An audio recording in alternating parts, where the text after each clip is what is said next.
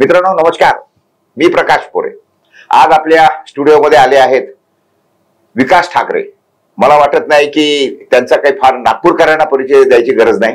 अतिशय आक्रमक शैली, काँग्रेसचे गेल्या 10 वर्षापासूनचे शहर अध्यक्ष आणि एक उद्योजक, शेतकरी, बांधकाम व्यावसायिक आणि काय म्हणतो त्याला आपल्या स्वतःच्या शैलीने काम करणारा मनुष्य, अशी त्या माणसाची ओळख।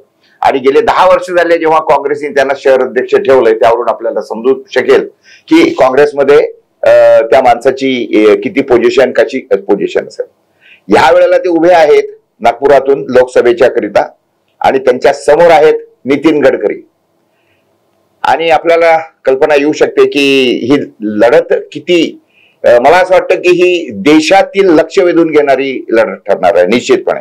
नितीन गडकरीचं नाव आहेच आहे, पण सध्याच्या घडीला जे काही देशामध्ये एकंदरीत चित्र आहे काँग्रेस वर्सेस बीजेपी, तर या सगळ्या तुलनेमध्ये अशा वेळेला नागपूरमधून नितीन गडकरींच्या विरोधात उभं राहण्याची ज्या माणसांनी हिंमत दाखवलेली आहे असे विकास ठाकरे आज आपल्या स्टुडिओमध्ये आहेत आणि आपण त्यांच्यासोबत एक थोडी मनमोकळी चर्चा करूया। विकास भाऊ नमस्कार। नमस्कार। मला सांगा की 2014 ची जी निवडणूक झाली त्यावेळेला मला वाटतं मुत्तेमवार आणि गडकरी अशी त्यावेळेला ती मुलाखत हे झालं, सामना झाला। त्यावेळेला मुत्तेमवारांना जवळपास 3,03,000 जवळपास मतं पडली आणि गडकरींना 5,87,000 मतं पडली। आपण 2019 मध्ये जर गेलो तर त्यावेळेला मग नाना पटोले, एक अत्यंत आक्रमक चेहरा, भाजप सोडून आलेला असा मनुष्य, आणि त्याच्यानंतर त्यांनी इथे मग गडकरींच्या विरोधामध्ये उभं राहण्याची हिंमत दाखवली। असं आहे की त्यांना त्यावेळेला जी काही मतं पडली ती मुत्तेमवारांना जी मतं पडली ती त्याच्यापेक्षा 1,40,000 मतं वाढली आहेत त्यावेळेला।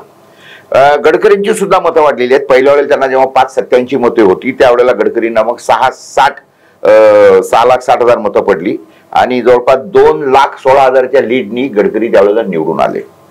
टक्केवारीमध्ये जर बघितलं तर काँग्रेसने 37.6% मतं घेतली आणि बीजेपीने जवळपास 55-56% मतं घेतली। आता असं असताना जेव्हा 2014 आणि 2019 या दोघांच्या याच्यामध्ये जेव्हा मतांचा लीड वाढत गेलेला आहे, मतांची टक्केवारी काँग्रेसची वाढत गेलेली आहे, अशा वेळेला सध्या देशात जे काही वातावरण आहे, आपल्याला काय वाटतं की आपला काय लीड राहील किंवा आपल्याला किती मतं आपण घेऊ शकाल? नाही, आपण 2014 ची गोष्ट केली जे मला वाटतं की त्यावेळेस देशाचं राजकारण कसं होतं आपल्याला माहिती आहे। वन साइडेड होतं। काँग्रेसची सरकार होती आणि अण्णा हजारे आणि त्यांच्या सगळ्या सहकाऱ्यांनी मिळून एक काँग्रेसच्या विरोधात जी मोहीम उघडली होती आणि त्या मोहीममध्ये जे आरोप काँग्रेसवर लावले ते नंतर सिद्ध झाले नाही। आणि ज्या पद्धतीनं मग नरेंद्र मोदीजींनी मैं काला धन लावूंगा, 15-15 लाख रुपये डालूंगा, हे खोटे आमिष देशातील जनतेला दिली। त्या आमिषाला बळी पडून या देशातील जनतेला वाटलं की खरंच काँग्रेसने एवढं केलं असेल आणि म्हणून त्यांना संधी दिली। आणि ती संधी दिल्यानंतर सातत्यानं 10 वर्ष आपण पाहता की मोदीजींचं सरकार आहे। तर या सरकारमध्ये 2014 ची परिस्थिती वेगळी होती, ती मोदी लाट होती। त्या लाटेमध्ये नागपूरची निवडणूक झाली आणि त्यानंतरची दुसरी निवडणूक ती मोदी लाट थोडी ओसरायला लागली होती। बरोबर, नानाभाऊ वेळेवर आले होते आणि नागपुरातून निवडणूक लढले। तर 2014 आणि 2019 ची परिस्थिती वेगळी आहे। आता परिस्थिती आहे देशातील जनतेने जेव्हा 10 वर्ष नरेंद्र मोदीजी आणि भाजपाला सरकार चालवायला, तर या सरकारने देशातील लोकतंत्र संपवण्याचं काम केलं की नाही हे देशातील जनता उघड्या डोळ्यांनी पाहत आहे। यांनी संविधानाने देश चालवला का हे जनता पाहत आहे। आता विरोधी पक्ष राहूच नये यासाठी देशातील मोठमोठ्या नेत्यांना जेलमध्ये टाकायचं, त्यांना नोटिसेस द्यायच्या, ईडीच्या, CBI, इन्कम टॅक्सच्या, आणि त्यानंतर जर त्यांच्या पक्षात गेले तर ते वॉशिंगमधून म्हणून धुवून निघाले आणि ते चांगले झाले। तर हे देशातील जनता चित्र पाहत आहे आणि म्हणून 10 वर्ष ज्या लोकांना देशातल्या जनतेने संधी दिली या देशातील जनतेचा मूड बदलला आहे हे मला नागपूरपासून 5 दिवसामध्ये दिसून झालं। देशातील जनता लोकतंत्र ठेवण्यासाठी, लोकशाहीमध्ये लोकतंत्र हा अधिकार लोकांचा राहण्यासाठी आणि संविधानाचं संरक्षण करण्यासाठी रस्त्यावर उतरलेली जनता मी मागच्या 8 दिवसापासून पाहत आहे. जो जनतेचा प्रतिसाद आहे आणि ज्याप्रमाणे जनताच यांना नाकारत आहे, याच जनतेने त्यांना 10 वर्ष आधी सत्तेवर बसवलं. 10 वर्षाचा त्यांचा कार्यकाळ पाहिला. सामान्य जनतेसाठी काय केलं? सरकार चालवत असताना इतके दिवस काँग्रेस पक्षाने सरकार चालवलं, तर लोकशाही जिवंत ठेवत काँग्रेसने सरकार चाललं. या सरकारी ज्या संस्था आहेत त्यांचा कधीही कोणावर उपयोग केला नाही. खुनशी राजकारण केलेलं नाही. विरोधक संपवावा, मी जे बोलेल त्याच्या विरोधात कोणी बोलू नये, हम करे सो कायदा, या वृत्तीला देशातली जनता कंटाळली आहे आणि तो रोष आता सडकेवर पाहायला मिळत आहे. आणि म्हणून मला वाटतं 2014 आणि 2019च्या निवडणुकीपेक्षा खूप दूर जाऊन ही एक वेगळी निवडणूक आहे देशात. काय असं आहे विकास भाऊ, तुम्ही म्हणता की 2014ला समजा देशामध्ये भाजपमय वातावरण होतं, तर त्यावेळेला त्यांच्या 283 सीट आल्या. पण त्याच्यानंतर तुम्ही आता म्हटलं की 2019 पर्यंत परिस्थिती बरीच उघड पडली होती आणि देशातलं चित्र बदललं होतं. आणि ते मतांवरून सुद्धा दिसतं की नाना पटोलेंना जवळपास 1,40,000 मतं मागच्यापेक्षा कमी आपल्या वाढली होती. पण असं असताना 283 वरून यांनी तर 303 सीट घेतल्या. एकीकडे आपण म्हणतात की यांची जादू ओसरायला लागली होती. मग हे कसं काय झालं? नाही, आता हे म्हणतात की आम्ही 400 पार.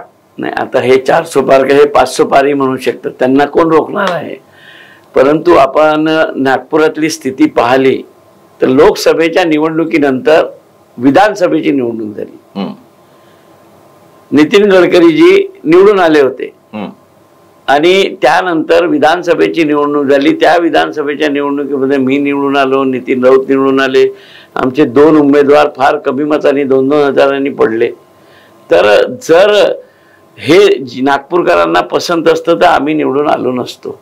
त्याच्यानंतर पदवीधर संघाच्या निवडणुकीमध्ये अभिजित वंजारी आले, शिक्षक मतदारसंघामध्ये ते अडबालेजी आले. तर याचा अर्थ असा आहे की मागच्या लोकसभेनंतर ज्या ज्या निवडणुका झाल्या त्या निवडणुकामध्ये काँग्रेस वाढलेली आहे, काँग्रेस निवडून आली आहे. मी ज्या भागातनं निवडून आलो त्या भागात गडकरी साहेब 28,000 मतांनी पुढे होते लोकसभेत. मी ती 28ची लीड कमी करत 7,000 निवडून आलो. तर आपण ही मतांची आकडेवारी पाहाल आणि मागच्या लोकसभेनंतरचं वातावरण पाहाल तर मला वाटते की कुठेच काँग्रेस मागे नाही. महानगरपालिका झाली असती तर काँग्रेसच आली असती, कारण की या शहरातल्या जनतेला जर यांचा कारभार पसंत असता तर आम्हा लोकांचं डिपॉझिट जप्त झालं असतं, आम्हाला जनतेने निवडून दिलं नसतं. आणि जेव्हा जनतेने आम्हाला निवडून दिलं आहे आणि जनता पाहत आहे ना की कशा पद्धतीनं सामान्य माणसाच्या हिताचा कोणता निर्णय घेतला. या सरकारने देश चालवत असताना अडाणी, अंबानी, उद्योगपती यांच्याच हिताचे निर्णय घेतले. सामान्य माणसाची महागाई कमी नाही झाली, बेरोजगारी कमी नाही झाली. विकासाच्या नावावर तुम्ही विकास केला म्हणता, पण त्या विकासाचा फायदा या शहरातील सामान्य माणसाला झाला का? जो खालच्या तबक्यातला माणूस आहे, मध्यमवर्गीय माणूस आहे, त्याची परिस्थिती आजही तशी आहे. ही लोकसभेची निवडणूक आहे, लोकसभेसाठी मतं मागायला चाललो आणि लोक पाण्याचे भांडे दाखवतात पाणी नाही आलं म्हणून. मग याला विकास म्हणणार आहे तुम्ही? जेव्हा या शहरातील माणूस, खालच्या तबक्यातला मिडल क्लास माणूस हा जर सुरक्षित राहील, याला ज्या मूलभूत सोयी मिळायला पाहिजे त्या मिळतील, तेव्हा म्हणून हा विकास झाला. नाही तर त्याच्या घरी पाणी नाही आणि तो पुलाकडे पाहत राहील का? असा प्रश्न आहे नागपूर शहरातल्या जनतेच्या मनात. विकास भाऊ, आता मला सांगा, ह्याच्या अगोदर जेव्हा निवडणुका व्हायच्या त्या निवडणुकांची चढती भाजणी असायची. म्हणजे पहिले पंचायत समितीच्या व्हायच्या, जिल्हा परिषदच्या व्हायच्या, नंतर मग महानगरपालिकेच्या, नगरपालिकांच्या व्हायच्या, नंतर मग राज्याच्या निवडणुका व्हायच्या आणि मग लोकसभेच्या व्हायच्या. या वेळेला गेल्या 2 वर्षापासून ह्या सगळ्या ज्या स्वायत्त संस्था आहेत ह्या सगळ्या प्रशासकांच्या ताब्यात आहेत आणि आता एकदम डायरेक्ट त्यांनी लोकसभेची निवडणूक लावली. तर ह्याच्या मागचं गणित आपण जरा सांगू शकाल का? नाही, मी आधीच सांगितले की या देशातून लोकतंत्र संपवण्याचं काम हे करत आहे. आता सामान्य माणसाला आमदार आणि खासदारापेक्षा त्या भागाचा नगरसेवक महत्वाचा असतो, त्या भागाचा जिल्हा परिषद सदस्य, त्या भागाचा सरपंच त्या दैनंदिन जीवनामध्ये ज्या मूलभूत सोयी हव्या असतात त्या पुरवण्यासाठी त्याला जनप्रतिनिधी त्याच्या हाकेवर जातो. आणि त्या निवडणुका तुम्ही 2 वर्षात घेतल्या नाही आणि सर्व राज्यामध्ये अशा पद्धतीनं प्रशासकीय जनतेला तर त्रास आहे ना, पण तो जनतेचा त्रास कोणाला दिसत नसेल. आता मी आमदार झालो, मी आमदार झाल्यावरही मला लोक महानगरपालिकेचे प्रॉब्लेम सांगतात.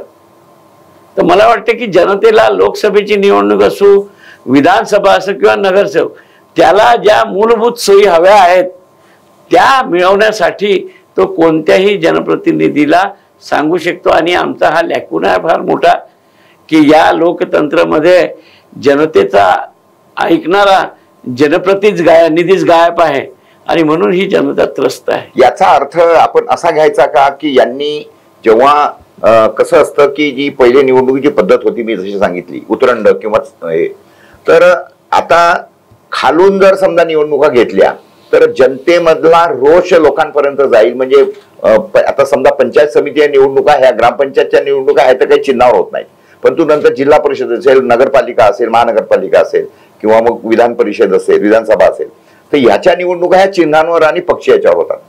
तर त्याच्यावरून लोकांना एक ट्रेंड माहीत पडतो की बाबा काय आहे आणि नंतर मग जेव्हा लोकसभेमध्ये त्याचं प्रतिबिंब उमटतं.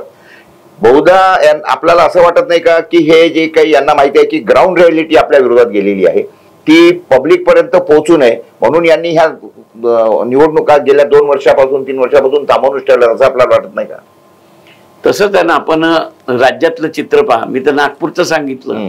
जे बाय इलेक्शन झाले, पुण्यामध्ये धंगेकर निवडून आले, नांदेडची जागा आली होती. या बाय इलेक्शन मध्ये भाजपा कुठे जिंकली मला एकदा सांगावं आपण. आणि खालची जी निवडणूक आहे तुम्ही घेतली तर जो जनतेचा रोष समजतो ना.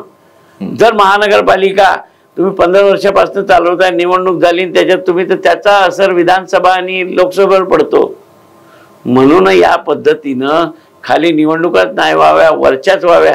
परंतु ही जनता इतकी जागरूक आहे, हे जनतेला कळत आहे. जनतेला कळून झालं ना की आमचा ऐकणारा नगरसेवक नाही, आता प्रशासक आहे. आता हे प्रशासक यांनी बसवले याचा अर्थ ती सत्ता सुद्धा स्वतःच्या हातामध्ये ठेवणे. कारण प्रशासक म्हटलं तर शेवटी जो सत्ताधारी पक्ष असतो त्याच ऐकतो किंवा त्याचे डायरेक्शन घेतो. तर त्यामुळे तिथे सुद्धा मग आपले काय म्हणतो त्याला चेले चपाटे कॉन्ट्रॅक्टर किंवा जे काही विकासाच्या कामामधून मलिदा किंवा जे काही असतं तो सुद्धा आपल्यालाच मिळावा असं काही याचं धोरण असेल तुम्हाला वाटतं का? एकंदरीत लोकतंत्र संपवावं, लोकांचं ऐकायचं नाही, आमच्या पद्धतीनं करू, आम्ही जे करू त्याची चर्चा कुठे झालं नाही पाहिजे. त्या महानगरपालिकेच्या सभागृहात नाही झाली पाहिजे, त्या विधानसभेच्या सभागृहात नाही झाली पाहिजे आणि त्या लोकसभेत नाही झाली पाहिजे. हा निश्चय आणि मनसुबा या सरकारचा आहे. आणि म्हणूनच आपण पाहतो की विरोधक हा तगडा असला पाहिजे तेव्हाच लोकतंत्र जिवंत राहते. परंतु मी विरोधकाला खतम करण्याचा प्रयत्न करत आहे, म्हणजे तुम्ही लोकशाही संपुष्टात आणण्याचा देशातला प्रयत्न करत आहे. परमपूज्य डॉक्टर बाबासाहेब आंबेडकर यांनी जो मतदानाचा अधिकार दिला आहे, संविधान बनवलं आहे, त्या संविधानानुसार हा देश न चालवता हुकुमशहा पद्धतीनं देश चालवत आहे. आणि याचा विरोध संपूर्ण देशात होणार आहे.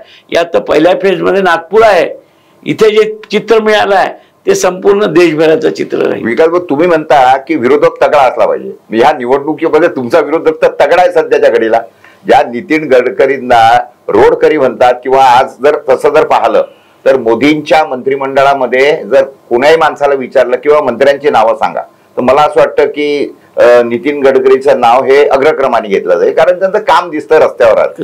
जर कुठलं मंत्रालय काम करत असेल तर ते नितीन गडकरीचं दिसतं हे आपल्याला मान्य केलं पाहिजे.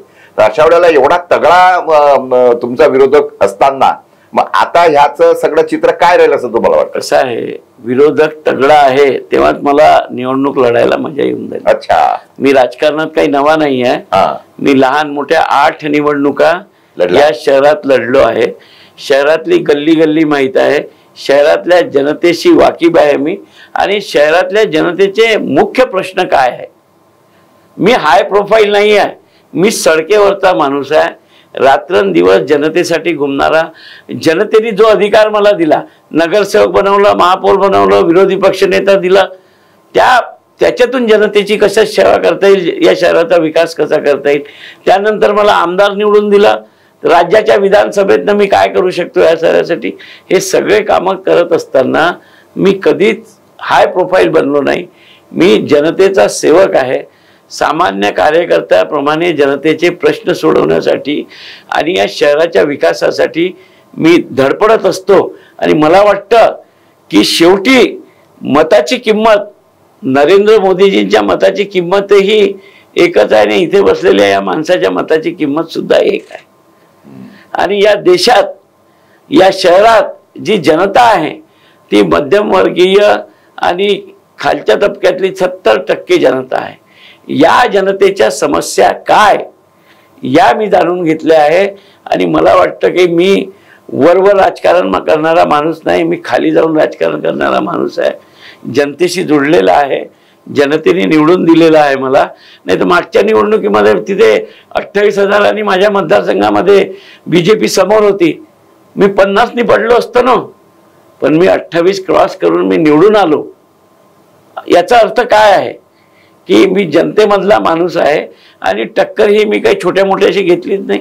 97 मध्ये देवेंद्र फडणवीसांच्या विरोधात लढलो, 2009 मध्ये त्यांच्या विरोधात लढलो, मी विधानसभा लढलो, ते 2 टर्म आमदार असलेले सुधाकररावजी देशमुख यांच्या विरोधात लढलो. तर मी छोट्या माणसाच्या विरोधात कुठे लढलो नाही. तुमचं आता सध्याची जी निवडणूक आहे, लढा जो आहे तो भाजप विरुद्ध काँग्रेस, ठाकरे विरुद्ध गडकरी की ठाकरे विरुद्ध मोदी, कसा आहे तुमचा लढा? ही लढाई ही देशाची लढाई आहे. नरेंद्र मोदीजींची सरकार, त्याच्या विरुद्ध देशातले नागरिक, नागपूरची नागरिक, लोकतंत्र वाचवण्यासाठी. नाही तर इंडिया आघाडीमध्ये जे सर्व घटक पक्ष आले आहेत आणि या नागपुरात आपण पाहिलं असेल बहुजन वंचितचा उमेदवार नाही आहे, MIMचा उमेदवार नाही आहे, सरळ लढत आहे. तर याच्यावरून आपण पहा की ही लढत या नागपूरकरची जनता विरुद्ध मोदी सरकार अशी लढत आहे. आणि लोकतंत्र वाचवण्यासाठी हे लोक लढत आहे. हे चित्र स्पष्ट झालेलं आहे 6 दिवसात. बरं, आता मला साधा सरळ सांगा ना, खाऊंगा ना खाणे दूंगा असं म्हणणारे मोदी आजच्या घडीला अनेक आरोपांनी घेरल्या गेलेले आहेत. त्यातला विषय सध्याच्या घडीला आलेला इलेक्ट्रोल बॉन्ड. तर या सगळ्या संदर्भामध्ये तसे इलेक्ट्रोल बॉन्ड तर काँग्रेसला सुद्धा मिळालेले आहेत काही.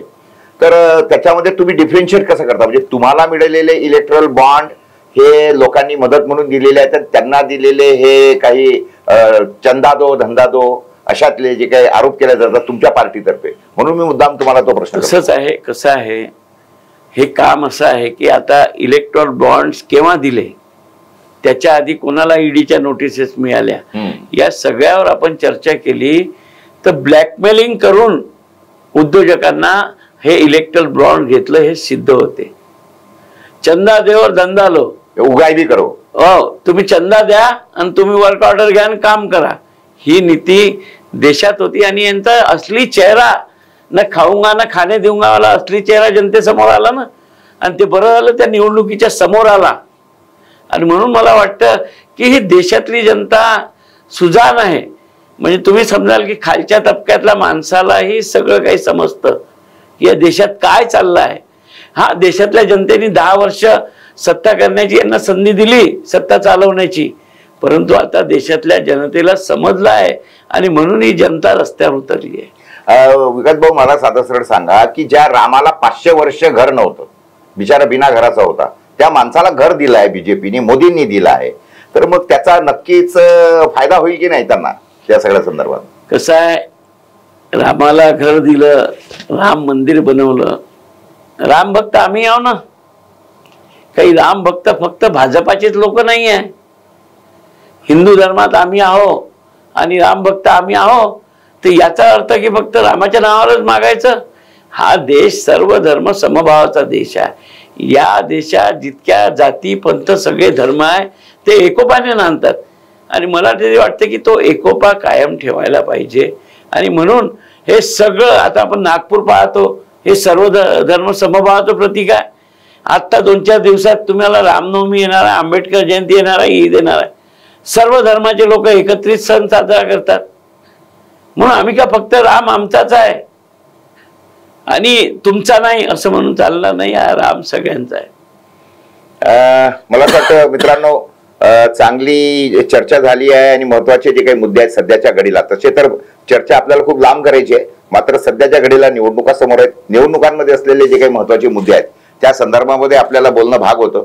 मी त्या हिशोबानेच मुद्दाम विकास भाऊंना बोलतं केलं आणि मला असं वाटतं की तुमच्या मनातल्या अनेक प्रश्नांना त्यांनी उत्तरं दिली असतील आणि आपणही पुढेही त्यांना भेटत राहूया सातत्याने. अजून 2-4 दिवसामध्ये पुन्हा एकदा विकास भाऊंना बोलूया, काय सध्या चालू आहे नागपूरमध्ये, कसा रिस्पॉन्स आहे, काय आहे. तर त्या दृष्टिकोनातून मी पुन्हा धन्यवाद देतो विकास भाऊंना. धन्यवाद.